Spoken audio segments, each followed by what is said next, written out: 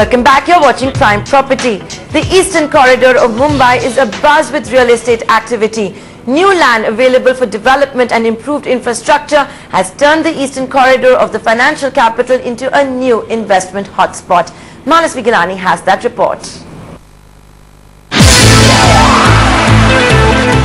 Mumbai's Eastern Corridor is attracting investment from manufacturing to IT, the FSI to retail.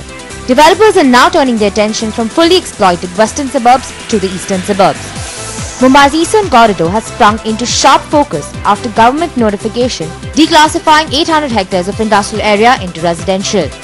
The move has opened up residential development opportunities in areas like Ghatkopar, Kanjurmarg, Kurla, Mulund, Nahur, Powai, Vidya Vihar, Vikhroli. The housing supply in these areas have been growing at an approximate rate of 10% for the past 4 years, and it now accounts for approximately 18% of Mumbai's total housing stock.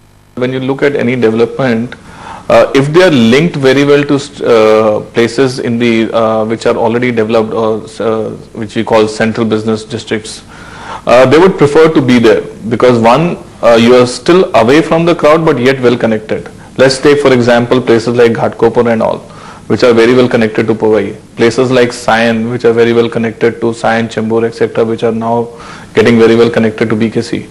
So you are close to your workspace, you are close to the CBD, but yet and you are connected very well, and you are getting places which are reasonably priced as compared to other parts.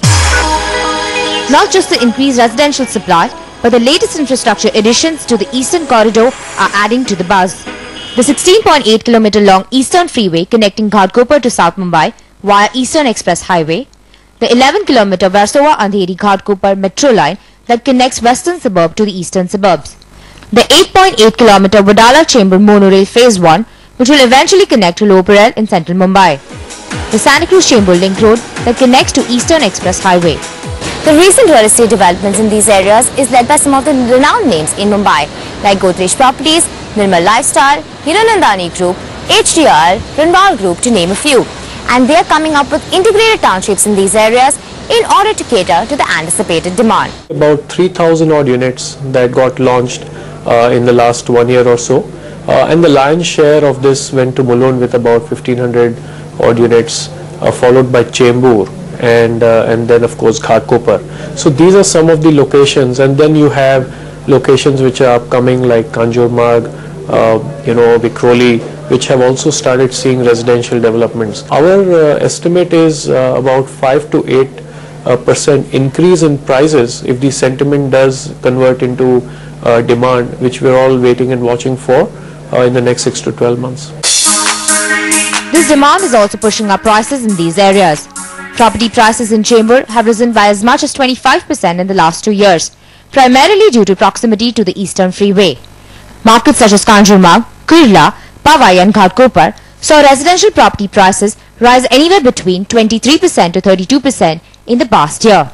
The belt between Wadala to Chembur, which in my view is the most sought after.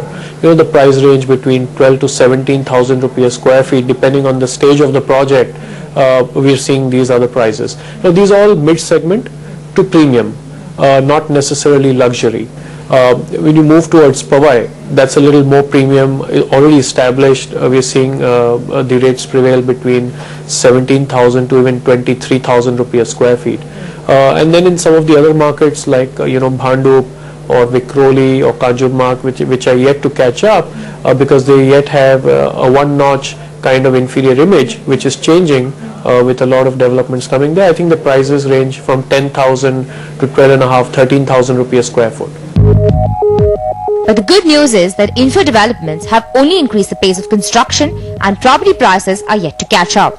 Though infrastructure used to play a major role initially in real estate prices going up and still does in many places, but I guess what had happened is this infrastructure coming up was being seen, so that price hike had already come in these areas.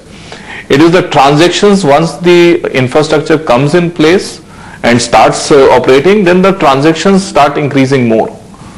But the price appreciation, I think so, had already been taken into account.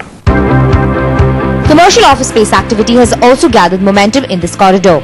The availability of large developable land along with 100% floor space index FSI for IT developments has made Powai and Vikhroli favorite hotspots for IT companies. The Eastern Freeway has transformed areas like Mulund, Bharat Dhuppar, Kanjurmarg and Vikhroli due to the improved connectivity to commercial micro-markets in South and Central Mumbai. And with the completion of Jogeshwari-Vikhroli Link Road, commercial real estate activity has accelerated in areas like Powai, Vikhroli and Kanjurmarg. Mumbai year on year has seen about 5 to 6 million square feet of absorption, and again in the eastern suburbs I may want to point out that almost 50% of this net absorption has taken place in the last 12 months. So that only goes to show that the prominence of western suburbs, which used to have the lion's share of the market share, maybe 60 to 65%, has actually dropped a bit to 50%, and on the other hand eastern suburbs have seen a hike in the absorption levels. Infrastructure development is giving the much needed fillip to the eastern corridor of Mumbai. In fact, it's giving a tough time to its southern and western counterparts. This, combined with the available cheap land comparatively, is making this as a hotspot every home buyer should consider. In Mumbai, Manasvi Girani. Time now for Property Doctor.